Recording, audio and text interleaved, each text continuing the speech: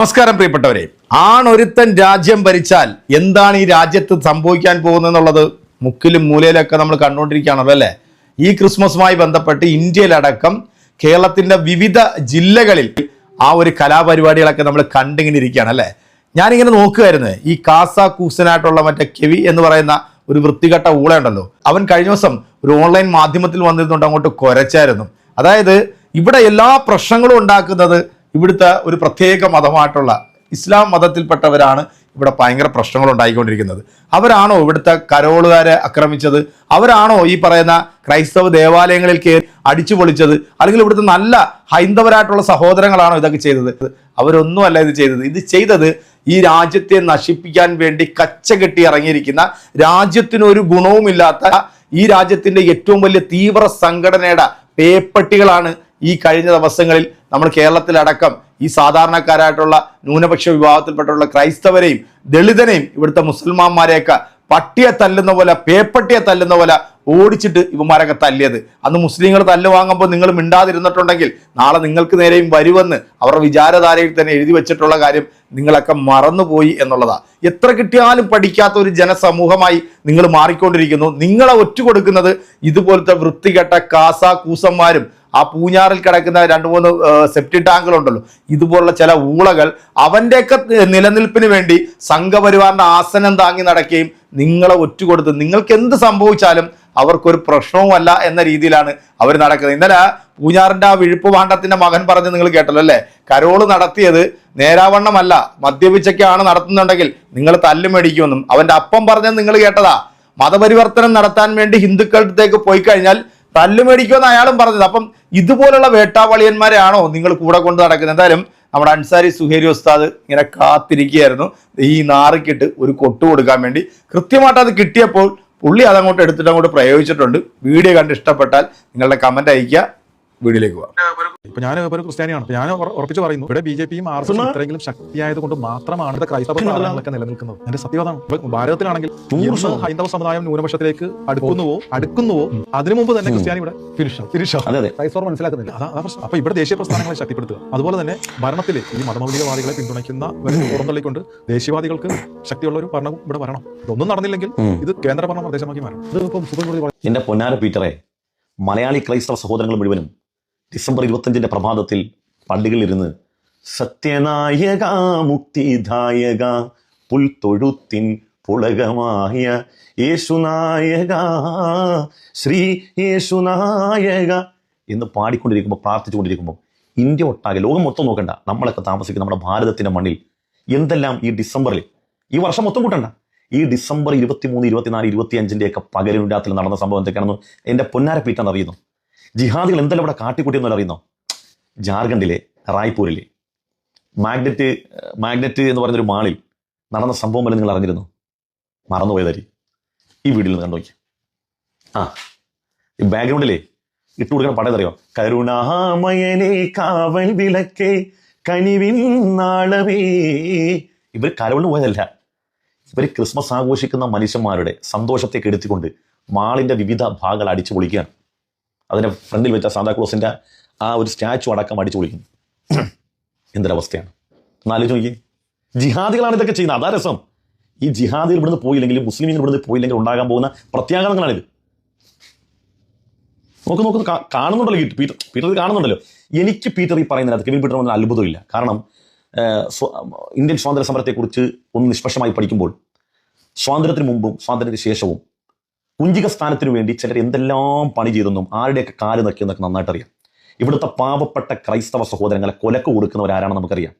എപ്പോഴും ഈ പുകഴ്ത്തിക്കൊണ്ടിരിക്കുന്ന ആളുകൾ മനസ്സിലാക്കേണ്ടത് ഈ ഇന്ത്യയിൽ മാത്രം അരങ്ങേറിയ സംഭവം. ഇനി വാർത്തയിലേക്ക് ഒന്ന് വന്നാലോ. അസമിലെ നൽബരി ജില്ലയിലെ സെന്റ് മേരീസ് സ്കൂളിലെ ക്രിസ്മസ് ആഘോഷം നശിപ്പിച്ച് വിശ്വ ഹിന്ദു പരിഷത്ത് ബജ്രംഗ് ദൾ പ്രവർത്തകർ കടകളിലെ സാധനങ്ങൾ തീയിട്ടു. ഇന്ത്യയിലെ കാര്യമാണ് പറയുന്നത്. ക്രിസ്മസ് ആഘോഷത്തിലെ ഛത്തീസ്ഗഡിൽ ഹിന്ദുത്വവാദികളുടെ അക്രമം, സാന്താക്ലോസ് രൂപങ്ങളടക്കം അടിച്ചു തകർത്തു. UP-യിൽ പള്ളിക്ക് പുറത്ത് ഹനുമാൻ ചാലിസ. ജിഹാദികളാണ്, തർക്കമില്ല. ഇന്നും അക്രമം. ഛത്തീസ്ഗഡിലെ റായ്പൂരിലെ മാളിൽ, അത് നമ്മൾ നേരത്തെ വായിച്ചു, ക്രിസ്മസ് അലങ്കാരങ്ങൾ തകർത്തു. 30 പേർക്കെതിരെ കേസൊക്കെ കോമഡിയല്ലേ. പിന്നെ സ്ഥിരമായിട്ട് ഇസ്ലാമിക വിദ്വേഷം പറയുന്ന ഒരു അച്ഛനുണ്ട്. ആ അച്ഛന്റെ നിലപാട് മാത്രമല്ല, മലബാർ സഭയുടെ നിലപാട് പറഞ്ഞുണ്ട്. അക്രമങ്ങളുടെ ഇടവേള കുറഞ്ഞു വരുന്നു, ക്രൈസ്തവർക്കെതിരായ കയ്യേറ്റങ്ങളിൽ ആശങ്ക പങ്കുവെച്ച് സീറോ മലബാർ സഭ. ഇതിൽ ഫോട്ടോയിൽ കാണുന്ന ആ ഫാദർ സ്ഥിരമായിട്ട് ഇസ്ലാമിക വിരോധം പറയുന്ന ആളാണ്. ഭയങ്കര ആസ്വാദനം മൂപ്പർക്ക്. എല്ലാത്തിനും കിട്ടി, എല്ലാത്തിനും വയറ് നിറച്ച് കിട്ടിയിട്ടുണ്ട്. സങ്കടമുണ്ട്, പറഞ്ഞിട്ട് കാര്യമില്ലല്ലോ. അമ്മാതിരി പെരുക്ക വലിയ പെരുകുന്നത്. അടുത്ത ബറേലിൽ ക്രിസ്ത്യൻ പള്ളിക്ക് മുന്നിൽ ഹനുമാൻ ചാലിസ ചൊല്ലി തീവ്ര ഹിന്ദുത്വ സംഘടന പ്രവർത്തകർ. എന്റെ പ്രിയപ്പെട്ട ക്രൈസ്തവ സഹോദരങ്ങളെ, നിങ്ങളോട് ഇത് പങ്കുവെക്കുന്നത് എന്റെ സന്തോഷം പങ്കിടാൻ വേണ്ടിയല്ല. നിങ്ങളിൽപ്പെട്ട ആളുകൾ നിങ്ങളെ കൊലക്ക് കൊടുക്കുമ്പോൾ അത് നിങ്ങളോടൊന്ന് ഉണർത്താൻ വേണ്ടി മാത്രം പറഞ്ഞതാണ്. നിങ്ങൾക്ക് കുത്തിത്തിരിപ്പെന്നോ അല്ലെങ്കിൽ മനസ്സിൽ വെറുപ്പുണ്ടാക്കാൻ എന്തും പറയാം. ഇതൊക്കെ എത്ര കാലം കൊണ്ട് നിങ്ങൾ പറയുന്നു. നമുക്കത് സംഭവിച്ചോ? നിങ്ങൾ മുസ്ലിമീങ്ങളെ ഭയപ്പെട്ടു, താടിയും തൊപ്പിയും കണ്ടാൽ പേടിക്കണമെന്ന് പറഞ്ഞ് നിങ്ങൾ എന്തെല്ലാം ഇവിടെ പ്രചരിപ്പിച്ചു. ഇപ്പൊ നിങ്ങൾക്ക് ആരെ കയ്യിൽ നിന്ന് കിട്ടിക്കൊണ്ടിരിക്കുന്നത്? ഇതുവരെ നിങ്ങൾക്ക് ആരെ കയ്യിൽ നിന്ന് കിട്ടിയത്? ഇനി അടുത്ത വാർത്ത. ആശങ്കയിൽ ഉത്തരേന്ത്യയിലെ ക്രിസ്മസ് ആഘോഷങ്ങൾ, ഭീഷണിയും വിദ്വേഷവുമായി ഹിന്ദുത്വ ഗ്രൂപ്പുകൾ. ഇവരെ ആരാണ് ഈ രൂപത്തിലേക്ക് പരുവപ്പെടുത്തിയത്? ഏത് സിദ്ധാന്തമാണ് ഇവരെ ഈ രൂപത്തിൽ പരുവപ്പെടുത്തിയത്?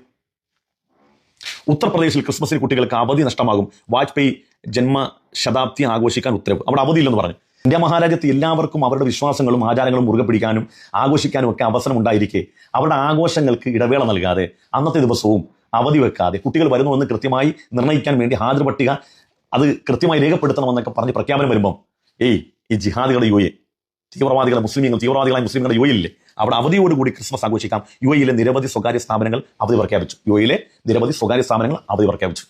ഈ തീവ്രവാദികളെ, ഭീകരവാദികളെ. എന്നിട്ട് ഇങ്ങനെ കറങ്ങി വന്നപ്പോൾ പാലക്കാട് എത്തിയപ്പോഴോ പാലക്കാട് കരോൾ സംഘത്തിന് നേരെ ആക്രമണം. BJP പ്രവർത്തകർ അറസ്റ്റിൽ.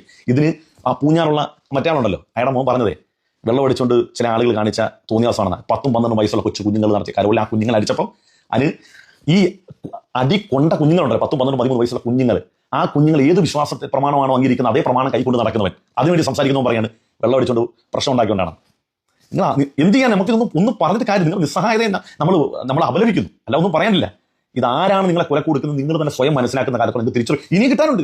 ഇപ്പൊ കിട്ടിയതൊന്നുമല്ല, ഇനിയും കിട്ടാനുണ്ട്. ഈ കിട്ടുന്ന സമയത്തൊക്കെ ഇതിനെ സാധൂകരിക്കാൻ, ന്യായീകരിക്കാൻ നിങ്ങളുടെ കൂട്ടത്തിൽ നാൾ വരിക തന്നെ ചെയ്യും. നമുക്ക് ഇതിനെതിരെ ആരെങ്കിലും തല്ലാനും കൊല്ലാനും ആളെടുക്കാനും അല്ല പറയുന്നത്. ഇത് മനസ്സിലാക്കി വെക്കണം, ഇത് നമ്മൾ തിരിച്ചറിയണം. ആരാണ് ഇന്ത്യ എന്ന് പറയുന്ന ഈ നാട്ടിലെ ന്യൂനപക്ഷങ്ങളെ ഉപദ്രവിക്കുകയും ആക്രമിക്കുകയും ഇവിടെ നിഷ്കാശനം ചെയ്യാൻ വേണ്ടി പ്രവർത്തിക്കുന്ന ആരാണെന്ന് ഓരോരുത്തരും മനസ്സിലാക്കണം. ന്യൂനപക്ഷങ്ങൾ ഒറ്റക്കെട്ടായി നിൽക്കണം. അത് ആരും ഉപദ്രവിക്കാൻ വേണ്ടിയല്ല, മറിച്ച് നമുക്ക് കരുതലുണ്ടാകണം. നമ്മൾ ജീവിക്കുന്ന സമയത്തിൽ എന്ത് ചെയ്യും?